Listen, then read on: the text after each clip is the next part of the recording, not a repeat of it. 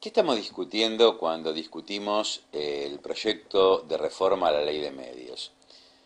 Se dicen unas cosas, se dicen otras. Bueno, vamos a tratar de aportar desde Canal 4 Martínez una visión alternativa. Porque en realidad los medios de comunicación social tienen una larga historia en la Argentina que tiene que ver con nuestros verdaderos derechos ciudadanos. Veamos. En primer lugar, los legisladores, algunos de ellos, hacen quejas o cuestiones que tienen que ver con la metodología, con las formas. Yo quiero traer a la memoria una coincidencia histórica que en las clases de seguridad social siempre abordo. Una discusión formal similar padeció la Argentina cuando se aprobó la Constitución Nacional de 1949. Se discutía si la reforma debía ser otorgada por 2/3 de los presentes o del Congreso. Lo cierto es que esta discusión fue creciendo y sirvió para crear la crispación social que devino finalmente, entre otras cosas, en lo que fue el golpe de Estado de 1955. La paradoja fue que los mismos legalistas que en el 49 cuestionaban las formas de la Constitución que se había aprobado, no tuvieron empacho en ser parte de una convención constituyente de facto convocado por el gobierno de Aramburu y derogaron la Constitución del 49 reponiendo justamente la Constitución del 53 incorporando un artículo del 14 bis. Las formas dejaron entonces de tener sentido porque se trataba del fondo. ¿Y por qué cuento esto? Porque la Constitución que se derogó formalmente por críticas formales y que dio lugar a reinstalar la Constitución del 53 protegía los derechos sociales, protegía la titularidad de los recursos naturales para todos los argentinos, la de los servicios públicos, el derecho a la vivienda, a la dignidad. Era el constitucionalismo social en la Argentina. Cuando se desprotegió, cuando se cambió, dio lugar a que a partir del 55 se fuera endeudando la Argentina, luego se exacerbara este endeudamiento dando en garantías después del golpe del 76 los servicios públicos nacionales, incluidos YPF, para terminar entregando vía privatización lo que era de todos los argentinos. O coincidencia, lo que desprotegió la reforma constitucional que tuvo lugar por críticas formales fue lo que fue saqueado a partir del golpe del 76. Y con la ley de medios vamos a mostrar en el caso concreto de las AFJP que algo parecido puede pasar si no advertimos que el fondo es más importante y que el árbol de la metodología con el que se quiere tapar la discusión central no debe esconder la protección de los derechos de todos nosotros, los ciudadanos de este país. Esta es una ley muy importante y debemos calificar la discusión y no quedarnos en cuestiones rituales o de procedimiento.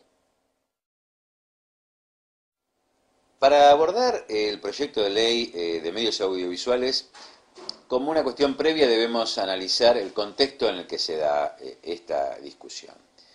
No debemos olvidar que el golpe de 1976 fue un golpe entrópico. ¿Qué quiere decir entrópico? Desorganizó para someternos. Y justamente partió de un gran sofisma. Quienes dieron el golpe para desorganizarnos se llamaron a sí mismos proceso de reorganización nacional, cuando venían a hacer todo lo contrario de lo que se anunciaba. De allí que es muy importante que despejemos y analicemos las palabras tal cual se usan, porque no siempre significan lo que parecen. Por ejemplo, se llamó Ley de Solidaridad Previsional a una ley absolutamente insolidaria que conculcaba el derecho de los jubilados. O se llamó Ley de Flexibilización Laboral a la ley que precarizaba el empleo y facilitaba los despidos. Bueno, ¿de qué estamos hablando cuando hablamos del rol de los medios? Vamos a tomar un caso concreto, el de las AFJP, para evitar esta lógica de creer que las críticas son meramente ideológicas. Veamos la matriz sobre la que se asienta como pilar del orden mundial los medios de comunicación en el mundo y aquí en Argentina, para más seriamente y en un caso concreto analizar de fondo cuál es el bosque que realmente estamos discutiendo. Analizar el rol que cumplieron los medios de comunicación en un caso concreto, que es el de las FJP, va a ser muy ilustrativo para darnos cuenta qué es lo que se está discutiendo, por qué tanta resistencia a cambiar una ley. En realidad, su propaganda, la desinformación a la que nos sometieron en este tema concreto de las FJP y la ausencia de periodismo de investigación son el nudo gordiano, que es lo que debemos cortar y que debemos cambiar para recuperar nuestra libertad. ¿Cuál es la matriz? Debemos recordar que hubo un rol cumplido por los golpes de Estado en la Argentina, no fueron inocuos, cumplieron un rol muy claro. La revolución llamada libertadora, la de 1955, tras derrocar al gobierno constitucional del general Perón, incorpora inmediatamente a la Argentina al fondo militar, es decir, nos somete a uno de los pilares del orden internacional, que es el pilar financiero. Simultáneamente, nos incorpora al otro pilar del orden internacional al alinearnos con Estados Unidos. Y a su vez, Aramburu, en el 55, privatiza los medios de comunicación, iniciando así nuestro sometimiento cultural, el tercer pilar del orden internacional, que son los medios de comunicación y la propaganda. ¿Por qué? Porque en realidad nos incorpora a una contracultura que va a ser muy nociva. Recuerdo que hasta allí había nacido Canal 7 en el gobierno del general Perón y las radios estaban manejadas comercialmente por el sector privado y las cadenas de noticias eran propaladas o sostenidas por el Estado Nacional. Esto es lo que de cuajo cambia el golpe de 1955 y a partir de ahí nace esta historia que hoy estamos discutiendo.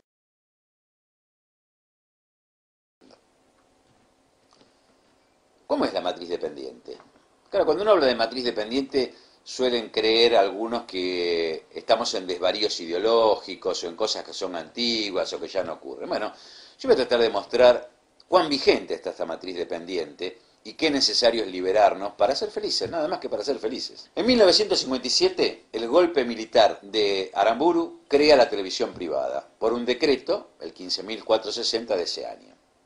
En el 58, pocos días antes de entregarle el poder a Frondizi, quien había sido elegido como nuevo presidente ya en democracia, el mismo Aramburu, por un decreto, entrega o adjudica las licencias de televisión a las tres cadenas norteamericanas, a la NBC, a la CBC y a la ABC. Ya la matriz contracultural se institucionaliza.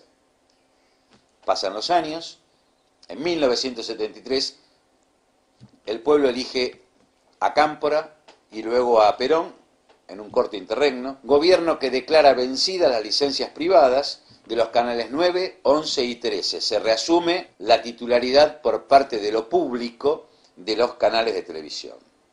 Golpe del 76, derroca a ese gobierno constitucional e inmediatamente las tres Fuerzas Armadas, cada una de ellas asume la conducción de uno de los tres canales. Ya en 1980, todavía en el gobierno militar, obviamente, Videla encabeza la Junta Militar, se dicta la ley que hoy se está discutiendo y que se quiere derogar, la ley 22.285. Es una ley justamente del golpe militar de 1976.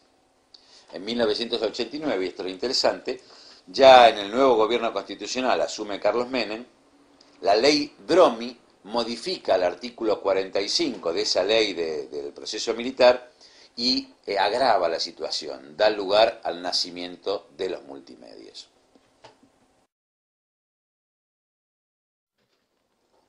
¿Cuál fue el rol de los medios de comunicación, nos venimos preguntando, en el saqueo de los recursos sociales? Bueno, a ver, vamos a empezar con datos concretos a ilustrar la realidad. Martínez de Oz, en el gobierno militar, del golpe de proceso militar, adultera el índice de remuneraciones. Ese índice de remuneraciones es el que por ley se utiliza para ajustar los saberes de jubilados y pensionados. Claro, Martínez de Oz lo va modificando, sería el Moreno de la época de Videla, por decirlo en términos que hoy están de moda.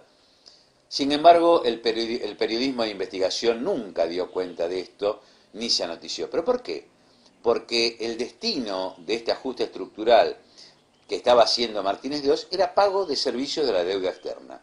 Lo objetivamente cierto es que arrancó quitándole el 16% mensual de los bolsillos de los jubilados en 1999 y ya para 1983, cuando está por asumir Alfonsín, la confiscación, gracias a haber adulterado el índice de remuneraciones, ya era de casi el 40%, el 37% para ser más exactos. El periodismo de investigación nunca se enteró, nunca lo dijo. ¿Dónde estaba la libertad de prensa por entonces? Tampoco dijo el periodismo de investigación que desde el gobierno militar que nace con el golpe de 1976 y los sucesivos gobiernos democráticos de Alfonsín y Menem, en conjunto y por mantener esta confiscación, le quitaron a los abuelos la friolera de 75.000 millones de pesos.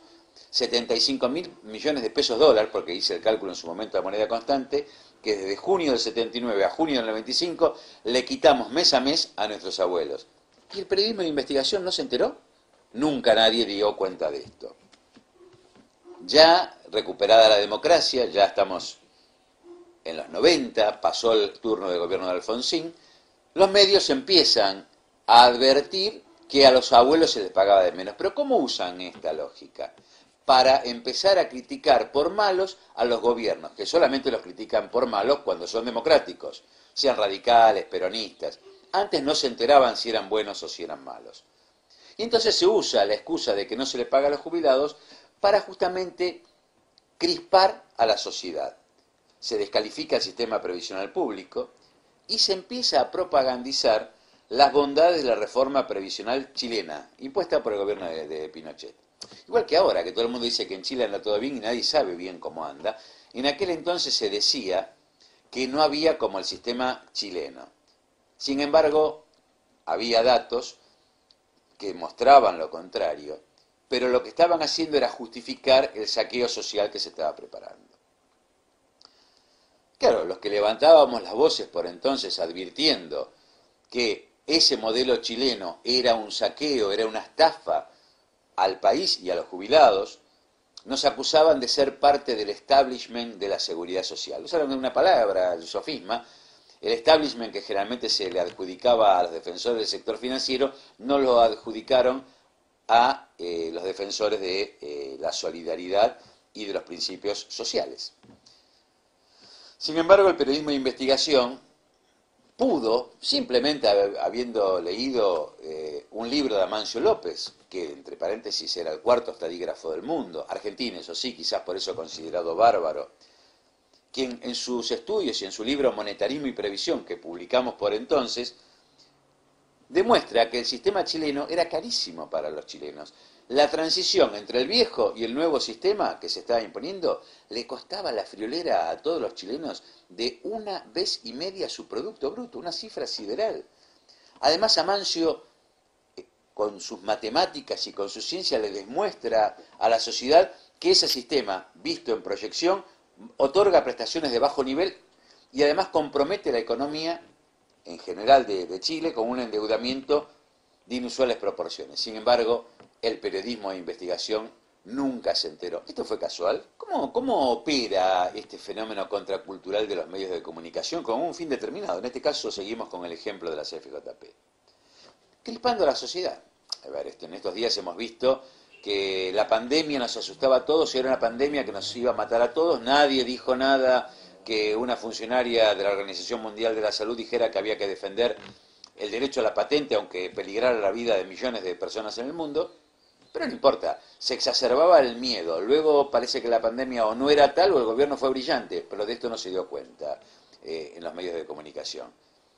Entonces la crispación social sirve para malquistarnos, para seguir con este proceso entrópico del golpe del 76, para dividirnos, para enfrentarnos en discusiones que no tienen sentido, y para esto se apela a medias verdades o directamente a mentiras, o a omisiones. ¿Y cómo se crispó la sociedad para preparar el camino para la privatización de lo que era de todos, que son los recursos sociales para pagar las jubilaciones?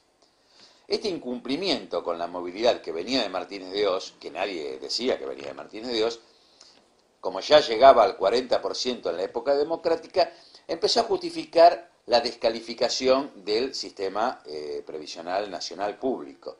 Y además se decía que somos una nación pobre, bueno, que tenemos que pedir crédito, hay que pedir prestado, y que nuestro Estado no es eficiente, es absolutamente ineficiente, que tenemos malos gobiernos, y se empieza a institucionalizar la idea que todo lo privado es bueno solamente por ser privado y que todo lo público es malo solamente por ser público. ¿Y esto era así?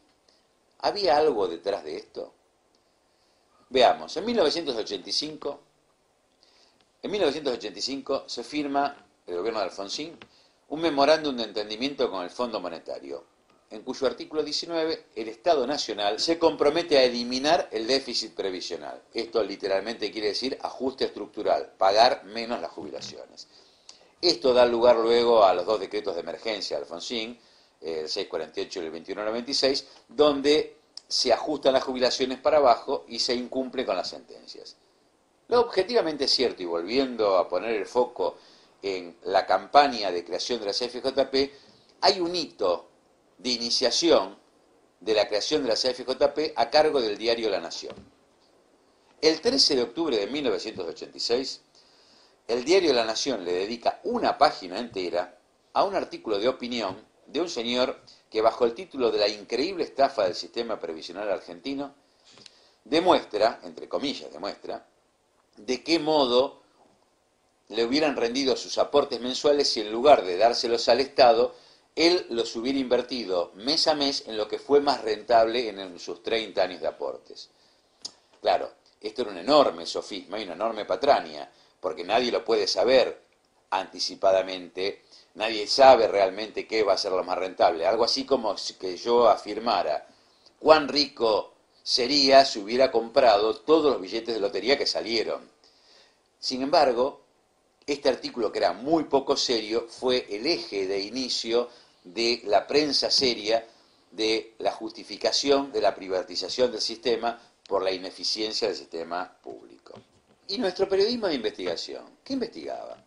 Se decía a momentos del gobierno de Menem, próximos a la reforma y creación del sistema de las FJP, que el déficit previsional, por ese entonces rondaba los 200 millones mensuales, era impagable. No se le podía pagar a los jubilados, era mucha plata, Argentina era pobre, nos habían convencido cultural o contraculturalmente de nuestra pobreza. Sin embargo, se crean las FJP y los mismos 200 millones o cifra equivalente que no había para pagar a los jubilados es lo que se le transfiere a las FJP para que los administre. De esto el periodismo de investigación nunca dijo nada. ¿Y las comisiones? Se crea el sistema, comisiones libres, dice la ley. Comisión del 3,5, comisión y seguro. ¿Y 3,5 de qué? Nadie en ningún medio de comunicación osó animarse a analizar de qué se trataba. Era muy fácil, había que agarrar papel y lápiz. 11% era el aporte. 3,5 restado al aporte, que también era 3,5 del sueldo, daba un neto, un fondo a integrar de 7,5 puntos al fondo de capitalización. Es decir, que la comisión y seguro del 3,5 era el 46% del capital administrado. Una estafa descomunal que el periodismo de investigación no vio y no quiso ver.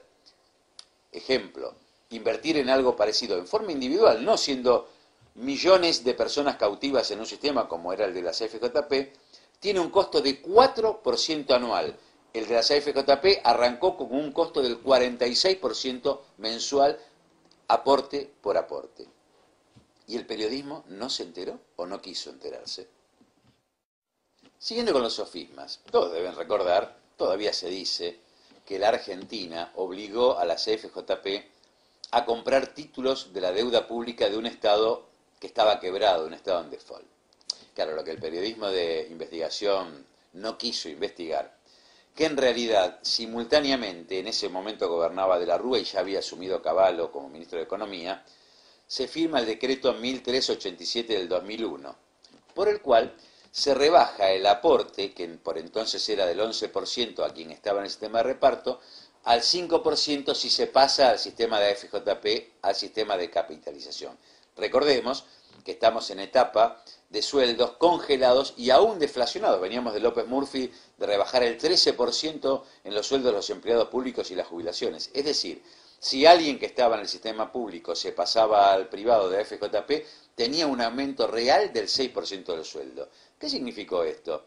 Significó que las AFJP, a cambio de comprar a sabiendas títulos en default, incrementaron sus clientes de ahí en adelante y hasta el cierre, que fue hace poquito decretado de este sistema, 2.600.000 nuevos clientes a los que les cobraban comisiones todos los meses.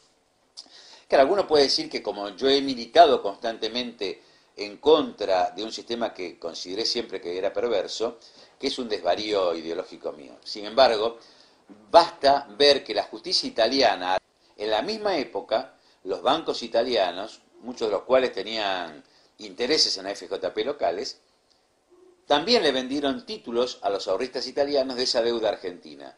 La justicia italiana, insospechada de subjetividad como la mía, condenó a esos bancos porque, por ser expertos, compraron y le hicieron comprar a sabiendas a sus clientes bonos de un Estado que no podían ignorar que estaba quebrado. Es decir, en Argentina queda claro que también debían saber y sabían lo que estaban comprando, y queda claro que lo compraron porque a cambio de eso incrementaron enormemente su paquete de clientes. ¿Y la prensa? Nuestra prensa libre no se enteró de esto. Bastaba ver 2 o 3 datos que incluso estaban a la mano en Internet, el decreto, una cuenta y las cuentas de la superintendencia. ¿Por qué el periodismo de investigación no dio cuenta de semejante acto de corrupción estructural? Lo objetivamente cierto que el sistema de FJP duró 14 años. La propaganda, como decía, la instaló, la desinformación le dio cobertura, y la ausencia de periodismo de investigación claramente no denunció las atrocidades que este régimen cometía con los recursos de todos. Objetivamente cierto, la ganancia solamente en concepto de comisión fue unos 14.000 millones de dólares. Esto equivale a haberse apropiado de 2 ciudades enteras como la de La Plata y haber generado en el mismo periodo, solamente por construir las ciudades, 4 millones de puestos de trabajo. Esto desnuda la matriz. Se pudieron hacer 4 millones de puestos de trabajo en época de crisis y plena desocupación de la Argentina. En cambio, se le dio al sistema especulativo propagandizado por los medios de comunicación una ganancia para nada, porque pagaban prestaciones, JO se llamaba la prestación que pagaba la FJP, jubilación ordinaria, de apenas el 20% del haber total. El 80% lo seguía pagando el Estado. Es decir, le dimos en pago por su experticia y en concepto de comisiones el equivalente a 2 ciudades enteras como la de La Plata, para seguir nosotros desde el Estado pagando el 80% de las jubilaciones de los jubilados de capitalización. Y me vuelvo a preguntar, ¿y por qué el periodismo de investigación no lo advirtió? Hay una vieja discusión, que ya la traía Jauretche, que en realidad no había libertad de prensa, sino libertad de empresa. ¿Cuál era la objetividad de estos medios de comunicación y desde el menemismo convertidos en multimedios? Cuando decían que la FJP era una jubilación segura, ¿decían la verdad o lo que estaban diciendo, que había un negocio seguro para los bancos?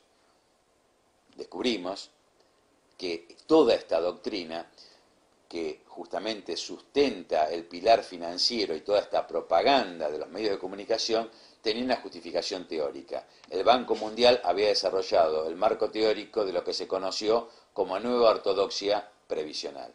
Ese era el marco teórico que la propaganda de los medios alentaba. El caso de las FJP es un escándalo del que el periodismo serio, presuntamente serio, jamás informó. Un ejemplo nos va a demostrar por qué no informó o mal informó. Clarín, uno de los grupos multimedios, era dueño de 2 FJP, Máxima y Activa. Y les pregunto, ¿cuál es la objetividad de quienes opinan sobre sus propios negocios? Esta es la libertad de empresa que nos enseñaba Jauretche, mostrada en un caso concreto. Es un sofisma decir que defienden la libertad de prensa. Lo que están defendiendo es la libertad de hacer indiscriminadamente negocios, mintiéndonos y engañándonos. Esto es lo que está en juego. En definitiva, ¿de qué estamos hablando? De algo muy sencillo. Decía uno de nuestros próceres, en un país empobrecido, los grandes diarios son órganos de dominio colonialista. El periodismo es quizás la más eficaz de las armas modernas que las naciones eventualmente poderosas han utilizado para dominar pacíficamente hasta la intimidad del cuerpo nacional y sofocar casi en germen los balbuceos de todo conato de oposición. Su acción es casi indenunciable, porque fundamentalmente opera no a través de sus opiniones, sino mediante el diestro empleo de la información que por su misma índole no puede proporcionar una visión integral y solo transfiere a aquella parte de la realidad que conviene a los intereses que representa. Este es un clásico de nuestro pensamiento nacional. Esto lo decía Raúl Scalabrini Ortiz. De esto se trata. Lo que estamos discutiendo es recuperar nuestra liberación, nuestra dignidad y nuestro bienestar como argentinos.